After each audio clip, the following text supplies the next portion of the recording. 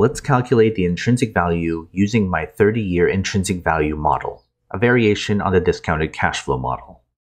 First, we get the stock's earnings per share. This is often reported with the trailing 12-month designation.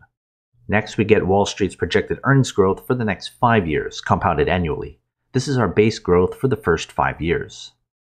We then need to make several assumptions. For years 6 to 10, we assume growth will continue to match the long-term inflation rate of 3%. For years 11 to 20, we then assume growth will stop growing.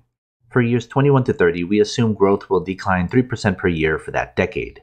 And going forward, we assume growth will decline a further 5% per year until the end of time.